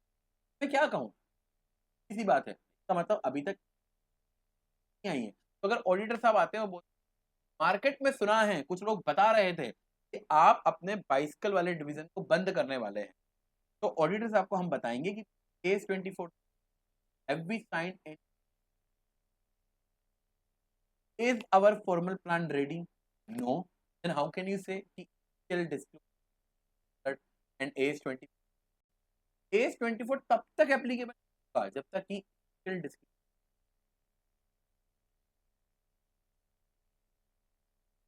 बराबर है? हेलो, समझा हो कि नहीं गए? अब ये बहुत छोटा सा पार्ट है, उससे पहले मैं ये पढ़ाना पसंद करूँ। Activity that do not necessary result in discontinue. यानी कि अगर ये हो रहा है तो इसका मतलब ये नहीं है भाई साहब बिजनेस बंद हो रहा है। Like gradual phasing out of product और service line, gradually gradually particular product बंद कर रहा हूं, इसका मतलब ये नहीं है कि आप ऑपरेशन बंद कर रहे हैं। जैसे कि मैंने कहा, मैं बोतल मेरा एक सेगमेंट है, मैं वाटर बोतल बनाता हूं और वो मेरा एक सेगमेंट है। अब वाटर बोतल में मेरे पास अलग अलग टाइप की बोतल्स है। जैसे मैंने आइडेंटिफाई किया कि कुछ बोतलें अब शायद बनाने की जरूरत नहीं है, मुझे वो प्रोडक्ट डिसकंटिन्यू कर देना चाहिए, प्रोडक्ट डिसकंटिन्यू कर देना चाहिए, ध्यान से सुनिए। तो धीमे धीमे, एक साथ एग्जिस्ट कोई नहीं करता, धीमे धीमे मैंने वो पर्टिकुलर प्रोडक्ट मार्केट में आके बेचना बंद कर दिया। तो लोगों को लगने लगा अरे भाई ये तो बोतल सेगमेंट, बोतल सेगमेंट बंद नहीं कर रहा हूँ, मैंने कोई पर्टिकुलर प्रोडक्ट को बंद करने के बारे में सोचा। केस 18 कहता है कि इस केस में आपको ये आपका एक सेगमेंट शिफ्टिंग ऑफ प्लांट और मार्केटिंग और other activity from one location another. मैंने कहा कि भाई जो बाइसिकल हम लोग गुड़गांव प्लांट में बनाते थे, अब भविष्य में वो बाइसिकल का जो प्लांट है लोग मान लीजिए लेके आ जाएंगे गुजरात में, ठीक है? तो गुजरात में हम लोग वो प्लांट लेके आ जाएंगे। मैंने ये थोड़ी कहा कि मैं बाइसिकल वाला प्लांट बेच के जा रहा हूँ भाई साहब, मैंने ये कहा कि लोकेशन चेंज कर रहा हूँ। लोकेशन करना भी क्लोजिंग ऑफ अ फैसिलिटी, किसी एक फैसिलिटी को क्लोज कर देना। जैसे कि मैंने कहा बाइसिकल बनाने के मेरे पास 4 प्लांट है, मान लीजिए एक गुड़गांव में है, गुजरात में है, महाराष्ट्र में है, तमिलनाडु, प्लांट हो गए 4। मैंने कहा एक काम करते हैं, गुड़गांव वाला जो प्लांट है ना वो बेच देते हैं और बाकी 3 पे काम करेंगे। तो मैं बाइसिकल के सीमेंट को थोड़ी बंद कर रहा हूँ, तो इसे डिसकंटिन्यूइंग ऑपरेशन कहा जाए। Change in size of workforce in with respect on to market force. अगर मान लीजिए समटाइम क्या होता है कि अ, अगर मान लीजिए कि अपने यहाँ एम्प्लॉइयों को निकाल, एम्प्लॉय क्या करते थे, एम्प्लॉय बाइसिकल डिवीजन में काम करते थे, निकाल दिया। मैंने मार्केट में देखा कि अब बाइसिकल की डिमांड उतनी नहीं है, तो बाइसिकल की डिमांड उतनी नहीं आती है, तो मुझे अब उतनी वर्क फोर्स की जरूरत नहीं है, तो मैंने उसके रिस्पॉन्स में वर्क फोर्स कम कर दिया। तो मतलब ये नहीं है कि मैं साइकिल डिवीजन बंद करने वाला, अंडरस्टैंड माई पॉइंट, समझा क्या? कोई एक सब्सिडरी मैंने बेच दी, इसका मतलब नहीं है कि वो operation. These are the example जो ये बोलते हैं कि जरूरी नहीं है कि आप पर्टिकुलर ऑपरेशन डिसकंटिन्यू। अच्छा, अगर आप डिसकंटिन्यू करने वाले हैं तो आपको डिस्क्लोज क्या करना पड़ेगा, जिसके लिए हम ये स्टैंडर्ड पढ़ रहे हैं। कि अल्टीमेटली हमारा ये स्टैंडर्ड पढ़ने का ऑब्जेक्टिव है कि भाई साहब इस डिसकंटिन्यूएशन ऑफ ऑपरेशन का इम्पैक्ट क्या आएगा। तो डिसकंटिन्यूएशन ऑफ ऑपरेशन का इम्पैक्ट ये आएगा कि आपको कंपनी के फाइनेंशियल डिस्क्लोजर देने पड़ेंगे। तो डिस्क्लोजर क्या होंगे, यही तो पॉइंट है। तो डिस्क्लोजर क्या होंगे, तो इन लोग कहते हैं कि जो डिस्क्लोजर्स होंगे वो एक तो होगा पीएनएल में आपको बताना पड़ेगा। पीएनएल में क्या बताना पड़ेगा ये अपन ऑलरेडी पढ़ चुके हैं, तो हम लोग वो एस स्केड्यूल 3 देख रहे थे, और ये आपको नोट्स टू अकाउंट्स में बता जरा पढ़ लो कि भाई क्या क्या बताना पड़ेगा। ये अपन ऑलरेडी ये वाला पार्ट अपन पढ़ चुके हैं। आपको बताना पड़ेगा अमाउंट ऑफ प्रॉफिट और loss before tax from ordinary activity attributable to discontinuation operation. अगर आपको याद हो तो मैंने फाइनेंशियल स्टेटमेंट वाले टॉपिक में ये बताया था कि अगर आप कोई पर्टिकुलर ऑपरेशन बंद कर रहे हैं तो आपको उसकी सारी डिटेल बताने की जरूरत नहीं है कि उसका रेवेन्यू कितना है, उसका एक्सपेंस कितना है, सीधे उसका पीबीटी बता दो और उसका टैक्स बता दो। तो ये देखो पहला वाला ये था, सेकंड ये है रिलेटेड इनकम टैक्स। फिर अगर आपने मान लीजिए कि कोई उससे रिलेटेड असेट्स वगैरह को बेचा है डिसकंटिन्यूएशन की, तो उससे भी अगर आपने कोई प्रॉफिट और लॉस कमाया है, amount of pre tax gain और losses on disposal of asset and liability related to discontinuing operation, तो वो आपको अलग बताना है और उसका टैक्स इफेक्ट अलग से ये फेस ऑफ पीएनएल में दिखेगा। अगर आपको चाहिए तो मैं देखो आपको वो बताता भी हूँ कि जहां पे हमने ये देखा था।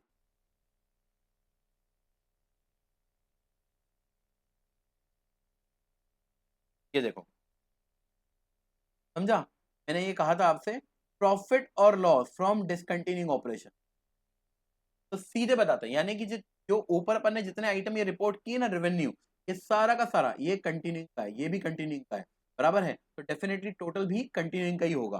फिर उसके बाद ये भी कंटिन्यूइंग का, ये भी कंटिन्यूइंग का, ये भी कंटिन्यूइंग का, ये भी कंटिन्यूइंग का, ये भी कंटिन्यूइंग का, ये भी कंटिन्यूइंग का, ये भी कंटिन्यूइंग का है। सीधी सी बात है, टोटल एक्सपेंसेस भी कंटिन्यूइंग का ही होगा। फिर ये भी कंटिन्यूइंग का है, ये भी कंटिन्यूइंग का है, तो ये भी कंटिन्यूइंग का ही होगा, ये भी कंटिन्यूइंग का, ये तो प्रॉफिट बिफोर टैक्स ये कंटिन्यूइंग का आ जाएगा। तो ये जो टैक्स इफेक्ट है ये भी कंटिन्यूइंग। फिर सीधे डिसकंटिन्यूइंग का आप सीधे यानी कि आप रफ में वर्किंग करोगे और सारी डिसकंटिन्यूइंग कम ऐड करोगे, एक्सपेंसेस माइनस करोगे, और एक्सपेंसेस माइनस करने के बाद जो भी आएगा वो सीधे आप यहाँ पे लिख दोगे और उसका टैक्स आप यहाँ पे लिख दोगे। आई होप ये आपको बात समझ में आ गई।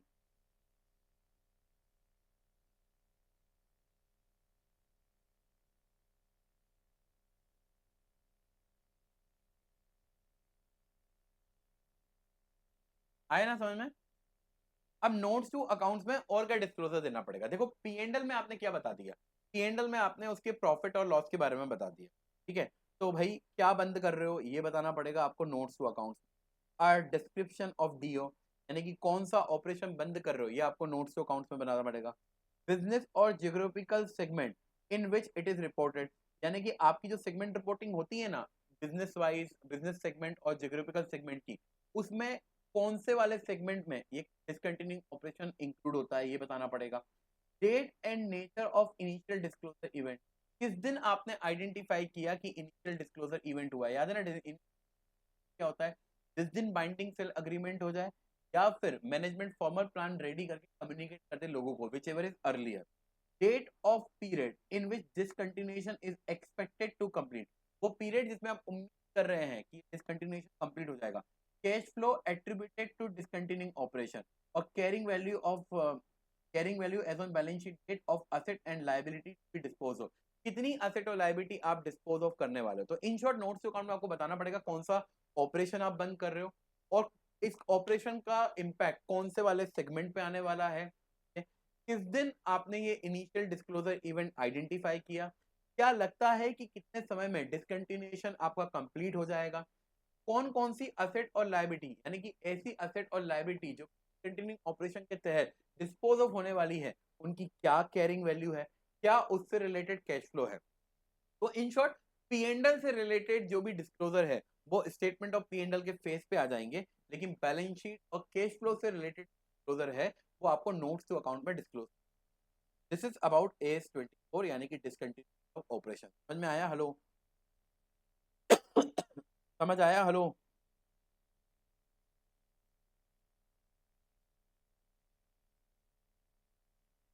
I am not expecting very much कि ज्यादा बहुत कुछ आने वाला है क्वेश्चन, पर जरा फटाफट से थोड़ा ये पढ़ लो जरा, एग्जाम्पल 1 रीड करो।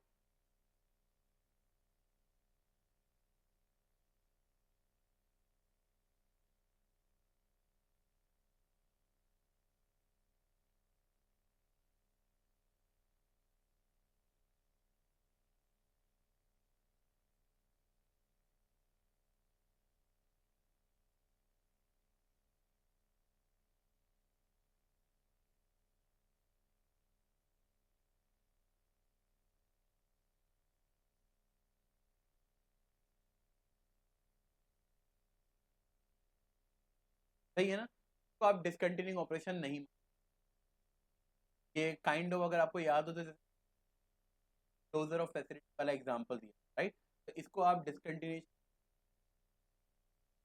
परफेक्ट है। एग्जांपल 2 देखो,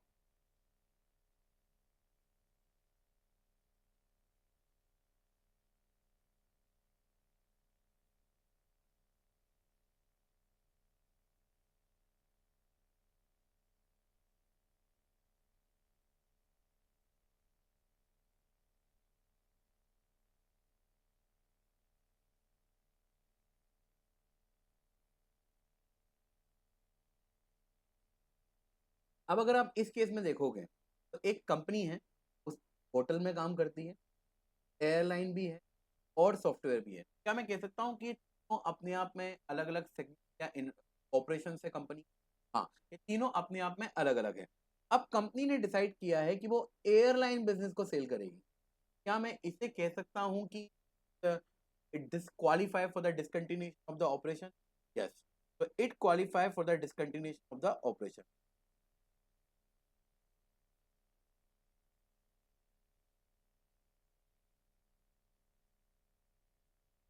सिंगल प्लान का मतलब क्या है, समझ में आया ना, क्योंकि सारे के सारे कंपोनेंट के एसेट्स बेच,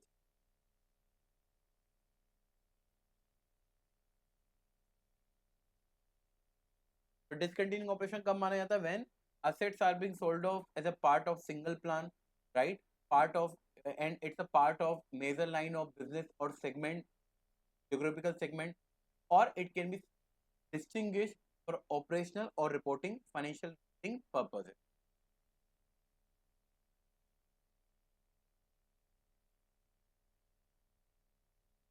एग्जाम्पल 3 आप देख, और भी आप देख, आना है कि 2 मिनट में एक बार नजर मार लूँ क्या है?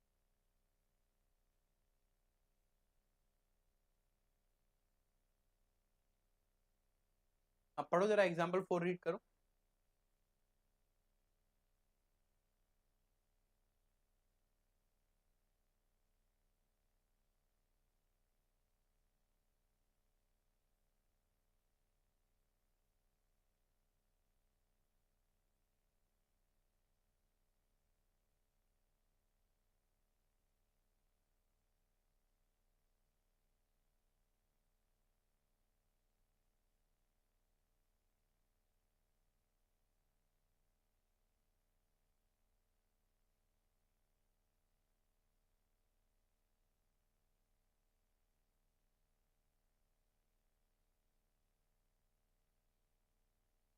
ठीक है,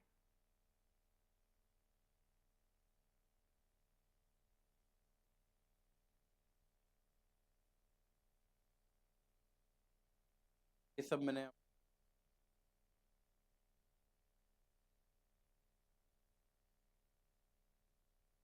MCQ 1 का आंसर बताओ।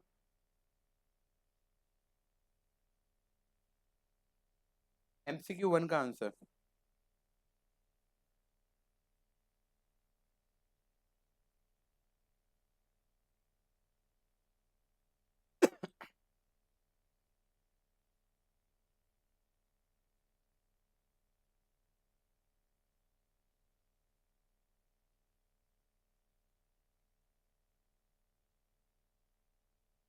क्या होगा इसका आंसर, क्या होगा? कोर्ट ने अप्रूवल दिया 1 मार्च को, लेकिन date of formal announcement affected parties on binding sale agreement पूरी बाद में हुआ। वोटिंग डेट कहाँ है? आपका answer, to qualify as a component that can be distinct operationally and for the financial reporting purpose, कौन सी condition, what is the answer?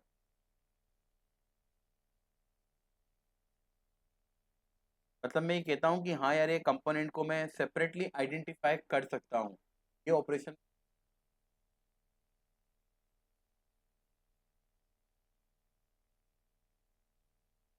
क्या होगा इसका आंसर?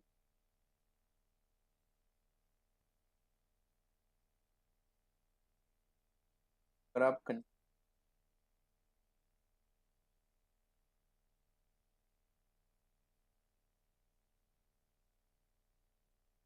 अपन ने पढ़ा था ना, continuing operation of enterprises that enterprises percent पे कर रही है and represent a line of business and that can be operationally and for financial purpose।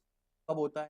जब आप उस ऑपरेटिंग लाइबिलिटी से रिलेटेड ऑपरेटिंग आइडेंटिफाई, उससे रिलेटेड ऑपरेटिंग ये है ऑपरेशन से मैं सेपरेटली आइडेंटिफाई कर सकता हूँ, राइट? अभी इसका आंसर क्या होगा बताइए।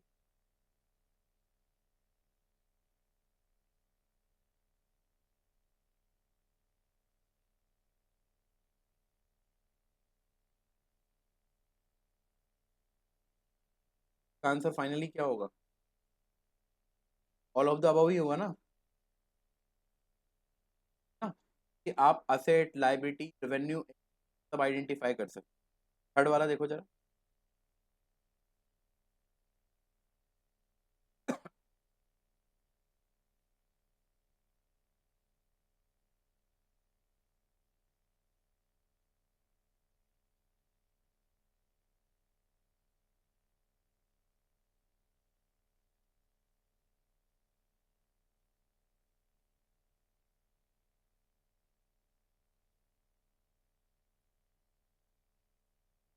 क्या गलत है इसमें?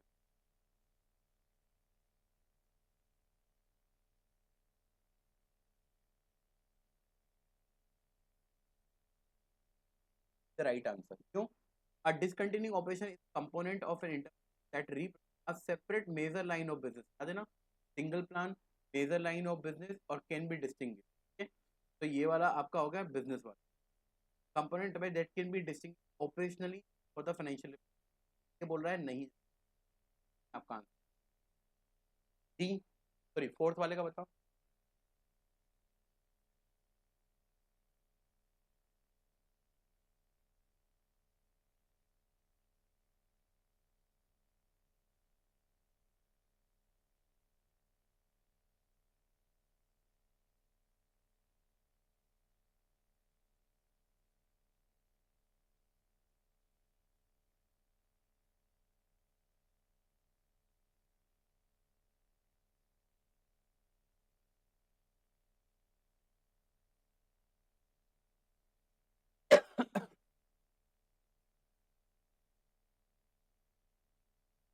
कौन सा होगा इसका आंसर?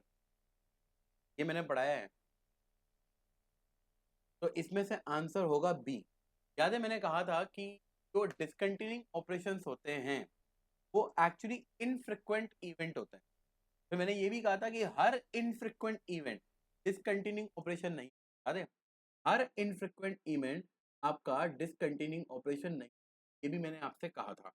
फिर इसके अलावा हमने ये कहा था कि अगर कोई पर्टिकुलर ऑपरेशन डिसकंटिन्यू हो रहा है तो वो गोइंग कंसर्न अजम्पशन पे क्वेश्चन, राइट है? तो इसीलिए इसमें आपका जो आंसर आएगा वो आपका आंसर कौन सा वाला आएगा?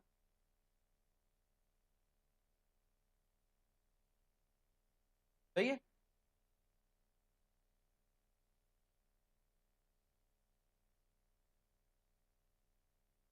अब ये जो क्वेश्चंस है ये आप देख लेना, और इसके अलावा अगेन नोट्स में जो क्वेश्चन अलोंग विथ आंसर्स है ये भी नंबर्स आपको दे दूंगा, तो वो क्वेश्चन अगेन आप नोट से देख लेना, आंसर के साथ है। स्टैंडर्ड बहुत ज़्यादा इंपॉर्टेंट नहीं काम के परस्पेक्टिव से, लेकिन ठीक है, अगर क्वेश्चन आता है तो हम उस पोजीशन कर ले। तो कुछ क्वेश्चंस मैं आपको बता दूंगा अलोंग विद द आंसर, वो क्वेश्चंस केवल आपको देख, और उसके बाद आई थिंक आप इस स्टैंडर्ड में। तो आज जो हमने स्टैंडर्ड पढ़े, लगता है कि एग्जाम के परस्पेक्टिव एज 7 इम्पोर्टेंट, एज 18 भी थोड़ा ज़्यादा इंपॉर्टेंट है। एज 18 पे जनरली रहा है, तो एज 70 और एज की इम्पोर्टेंट है। बाकी 24 अभी भी किसी से आ सकता है, बट आई बिलीव, राइट? तो आप थोड़ा देख लीजिएगा इन क्वेश्चनों को जो मैं आपको दूंगा, and I think that should be sufficient. ठीक है, और अगर कोई क्वेश्चंस में आपको डाउट रहता है आप वहाँ लिख के दे, अदरवाइज जो टेम्पलेट की बात की थी वहाँ पे आप नोट बताएंगे, तो मैं रिवीजन में उन पर्टिकुलर क्वेश्चन कवर कर लूंगा। मैं बात कर रहा हूँ एस 24 के लिए, एस 25 के लिए। तो नंबर आप बता देंगे तो मैं रिवीजन में अकॉर्डिंगली कवर कर दूंगा। ठीक है, तो आई होप सो कि आज का सेशन डेफिनेटली थोड़ा हेक्टिक था, लेकिन आप लोगों को आया होगा आज हमने क्या पढ़ा, क्या डिस्कस आप लोगों के साथ के लिए बात। ये फाइनली आज हमारी लास्ट बेस बराबर है गोरी, आप मेरे आ रहे हैं मुझे तो ये आज की हमारी लास्ट बेच थी, राइट। तो इसके बाद हम जब भी मिलेंगे तो रिविजन एंड ऑल के लिए आई होप कि आप लोगों ने अपनी स्टार्ट कर दी होगी। और आई थिंक आप लोगों का टैक्स का लेक्चर भी अब खत्म हो गया, राइट। तो अच्छे से पढ़े। इसके अलावा अपकमिंग फ्राइडे को मैं अमलगामेशन और ब्रांच का रिवीजन प्लान कर रहा हूँ। मुझे नहीं पता अभी आप लोगों के लिए वो कितना इंपॉर्टेंट है, वो रिवीजन आपके लिए हेवी नहीं है, वो जो सब काम लिखने वाले हैं दे फॉर द सेशन। आप में से कोई अगर करना चाहे तो कर सकता है, नहीं करना फिलहाल ऑल द बेस्ट है आप लोगों के लिए। खूब पढ़िए, अच्छे से पढ़िए। और मैं दोनों बैच के स्टूडेंट्स को कह रहा हूँ, एक बार ग्रुप में प्लीज पेंडिंग आइटम की लिस्ट डाल देना। मैं कॉलेट करके आप लोगों को इस वीक के एंड तक सब कुछ दे दूंगा। हाँ कौशिक, मैं एक्सेल भी शेयर कर दूंगा, but don't expect by this week वाला जो वीक थोड़ा सा ये मेरा ऑफिस में एंगेजमेंट ज़्यादा रहेगा because of month activity. But within a week आप समझ सकते हैं, मैं आपको एक्सेल और बाकी की जो राइट कर दूंगा। लेकिन I would request to both the branches student कि एक बार वो पेंडिंग आइटम जो जो मैंने वादे किए हैं सरकार ने, जो जो फॉर एग्जाम्पल एज 24 20 का ये क्वेश्चन, ये सॉल्यूशन आपको दे दूंगा। एज 5 भी मेरे को याद है कि मैंने कहा था मैं आपको दे दूंगा, है ना। थाने की बेच में स्टैंडर्ड कॉस्टिंग का एक बहुत अच्छा क्वेश्चन था, वो वेरिएबल और जेकू, वो भी मैंने कहा था मैं दे दूंगा। बट स्टिल मुझे याद है, बट फिर भी if I am missing something तो पर जो आप लोगों को जाना है वो अपनी तरफ से लिख देना, तो I will call it. And तो all the best and thank you. हम लोग नेक्स्ट टाइम अब revision in the month of October, और अक्टूबर में हम क्या कवर करेंगे आप लोगों को बताऊंगा। Thank you so much for today's time. I hope कि आज का लेक्चर आपके लिए रहा होगा।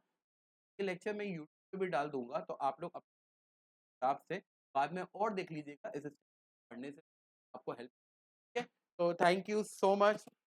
नमस्ते, मिलते हैं अक्टूबर में। Thank you, all the best.